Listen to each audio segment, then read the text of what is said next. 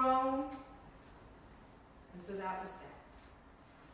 So Solomon coming to this place of kingship does not go without its anguish, its grief, its sorrow, and pain. But this is what Solomon does. Chapter 3, starting at verse 3 through verse 14.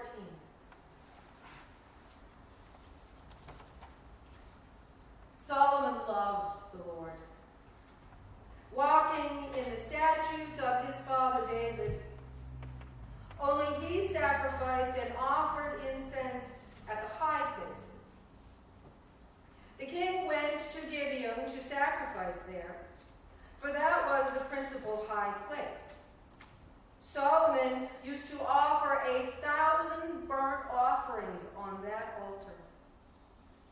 At Gibeon, the Lord appeared to Solomon in a dream by night, and God said, "Ask what I should give you. Ask what I should give you." And Solomon said, "You have shown great and steadfast love to your servant, my father David, because he walked before you in faithfulness, in righteousness, and in uprightness of heart toward you. And you have kept for him this great and steadfast love, and have given him a son to sit on his throne today. And now, O Lord my God, you have made your servant king in place of my father David. Although I am only a little child, I do not know how to go out or come in. And your servant is in the midst of the people whom you have chosen, a great people, so numerous they cannot be numbered or counted. Give your servant, therefore, an understanding mind to govern your people, able to discern between good and evil. For who can govern this, your great people?" It pleased the Lord that Solomon had asked this. And God said to Solomon, "Because you have asked this, and have not asked for yourself long life of riches or the life of your enemies, but you have asked for yourself understanding to discern what is right. I now do according to your word. Indeed, I give you a wise and discerning mind. No one like you has been before you, and no one like you shall arise after you. I give you also what you have not asked, both riches and honor all your life. No other king shall compare with you.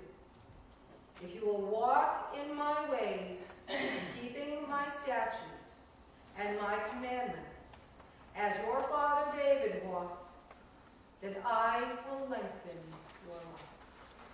Amen. Let us pray.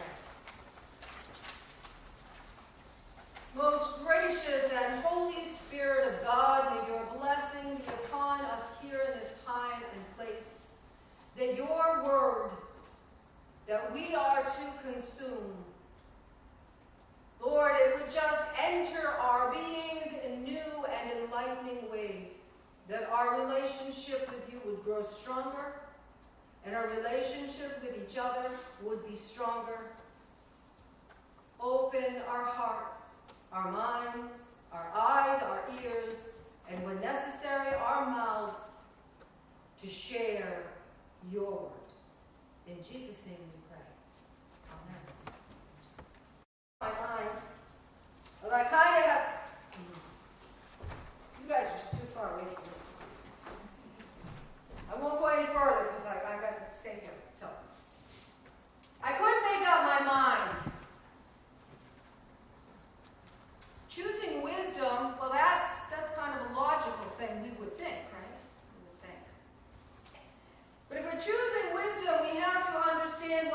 wisdom actually is. All right, Judy, I'll do this. that works. There we go. Guys, I forget, I'm only 5'2". When I go down late, you can't see. Wisdom is not the same as knowledge. We often confuse them. All of us can have knowledge. Not all of us know what to do with that knowledge. That is where wisdom comes in.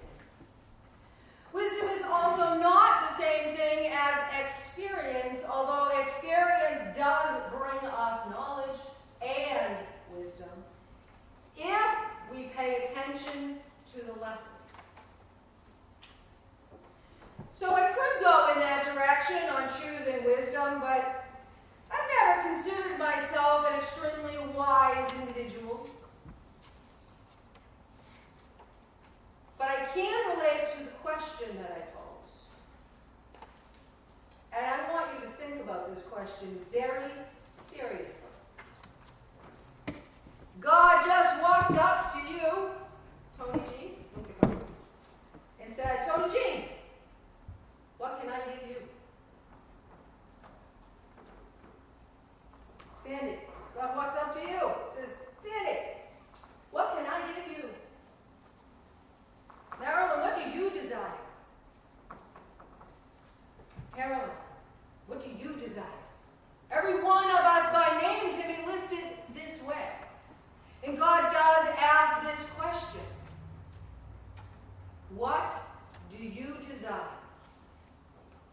Because the answer you give God defines a lot about yourself.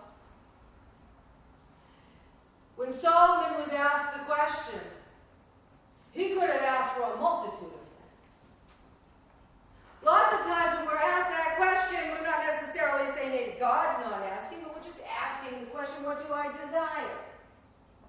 Ooh, money, new car, new house, sometimes nicer kids, but we won't go into that. They're good kids, but sometimes we all know. We have those days. What else could I possibly want? New wardrobe, new shoes, new this, new that. So when we start thinking about desire, we don't necessarily think about what God would want us to ask. Because we get often caught up in our own stuff and what we desire. Solomon was asked, what do you desire?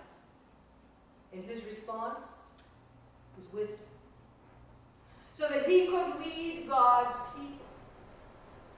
He didn't even really ask for it for his own purposes. He asked so that he could serve better. So when you sit down in your prayers today, and God says to you, Russell, what do you desire? Think about what you're going to answer. Because you always do. Always. With that said, when God asks that question, are you focused solely on your own? Or is your desire for someone else? And I do not mean that in the way some people may have just received that. Desire for affection, desire for compassion, for caring, for love, for support, and one of the biggest words, for hope.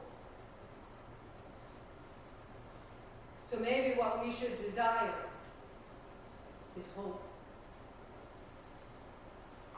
I hope that when God asks you this question again, you really pay attention to what God is asking, because if you paid attention to that reading, you're going to realize God granted that wish. Not only did God grant that wish, but all the other things that we might have thought were important. So may you answer Jesus with thought, with care, with love, with hope.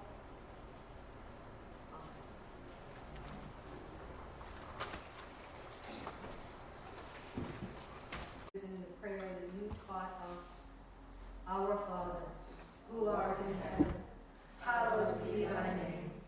Thy kingdom come, thy will be done,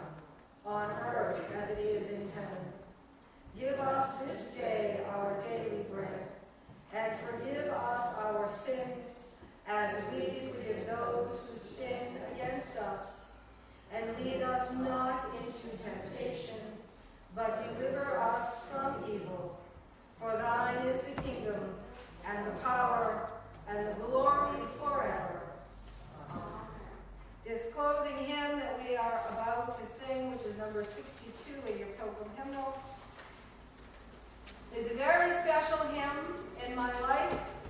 Once upon a time, there was this wonderful woman. Her name was Sarah. And Sarah believed it was really important that we shared with one another in community support, the passing of the peace, the hug, the handshake. And she, in that day and time, instituted that we would do that during this hymn. I'm not asking you to do that, but this hymn is very holy to me. So I ask you to rise and let us sing it together. God be with you till we meet.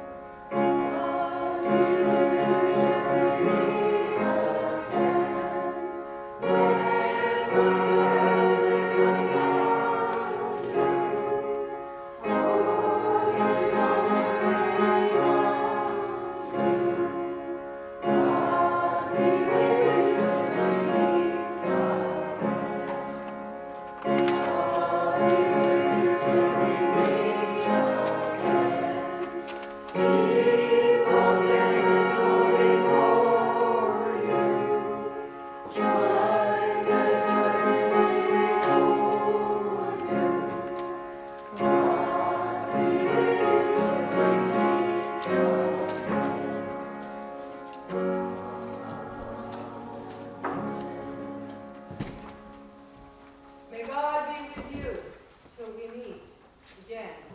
And during the time we are apart, contemplate and pray over what it is you truly desire that God bring to you.